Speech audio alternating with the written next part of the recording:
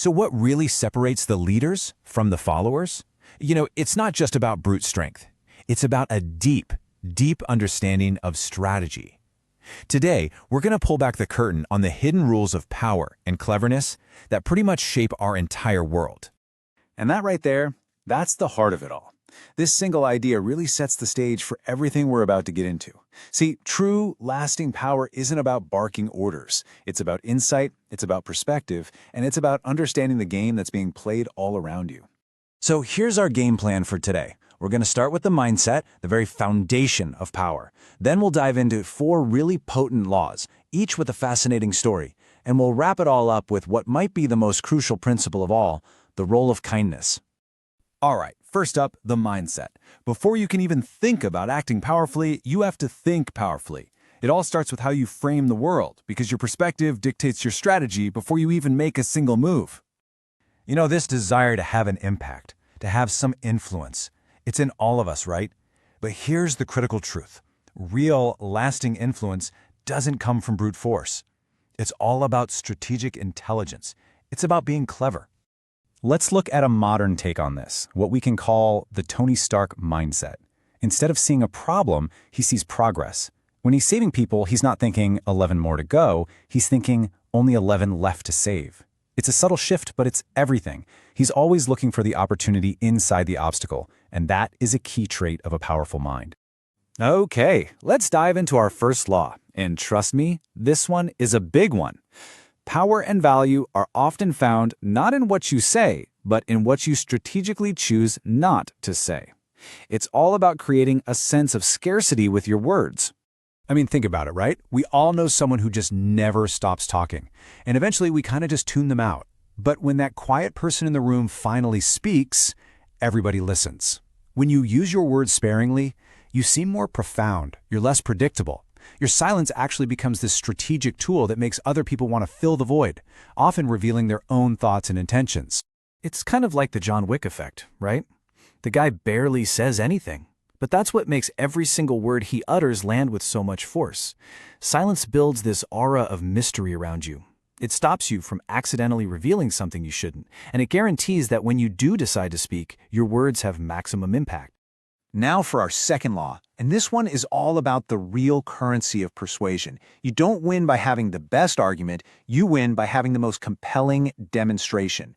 Action speaks louder than words every single time. This quote just nails it, doesn't it?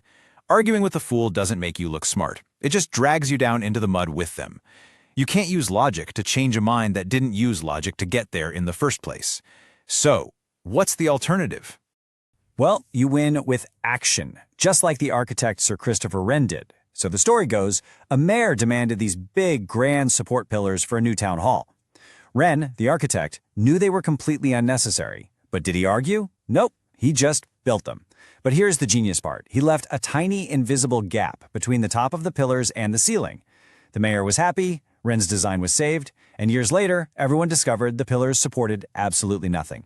A perfect victory. One with clever action, not pointless argument. Moving on to law number 3. This is all about securing your position. It's simple, really. The more the people have to rely on you for something they can't get anywhere else, the more power and, frankly, freedom you have. Okay, this story is just a masterclass in creating dependency. So an astrologer predicts the queen's death. When it comes true, the king gets paranoid and orders the astrologer's execution. But as a final test, he asks, "Tell me, when will you die?" And the astrologer's reply is just brilliant. He says, "I will die exactly 3 days before you, your majesty." Just like that, boom, he tied his own fate to the king's, making himself absolutely indispensable. You can't kill the guy who predicts your death, right? Our next law might feel a little weird at first, but it is so effective. Sometimes, the absolute smartest move you can make is to seem dumber than you actually are. By letting other people feel superior, you can gain a huge strategic advantage. Okay, so let's set the scene for this one. The famous statesman, Bismarck, needed to get a rival king to sign an agreement. It was great for Bismarck's country, but not so great for the king's. The big obstacle? This king thought he was a master judge of character, and his big test was playing cards. He believed he could read any man at the card table. So what did Bismarck do? He played the part of a complete fool. He was terrible at cards, throwing away money on reckless bets, chattering nervously about silly things. He made himself look like an incompetent, impulsive lightweight. And the king, full of his own ego, completely fell for it. He thought he had this guy figured out. And here's the brilliant result. The next day, the king was so confident that Bismarck was a harmless idiot that he didn't even bother to read the agreement closely. He just signed it, figuring he had the upper hand. Bismarck lost a bit of money in a card game, but in the end, he won the war. So we've gone through some pretty potent, maybe even dangerous-sounding laws of power. But all of them are governed by one final and absolutely crucial principle. Charlie Chaplin said it best: cleverness without kindness is just a hollow victory. These strategies are tools, and without a foundation of basic humanity, they can be really destructive. True effectiveness doesn't just come from being smart. It comes from understanding and connecting with other people. And that's really the key takeaway here. These laws are meant for defense, not for offense. They are tools to help you navigate a complicated world, to protect your own interests, and to avoid being manipulated, not to control or harm other people. And here's a final word of warning, this time from Walt Disney. If you become so obsessed with being clever, with outsmarting everyone around you, you actually close yourself off to real learning and genuine connection. True wisdom requires a bit of humility, an openness to being wrong. And that's something a purely clever person can never really have. At the end of the day, power is just a tool. It's neutral. It's the intention behind it that gives it its meaning. So the real question isn't just about how to get power, but about how you are going to choose to wield it. What are you going to build with it?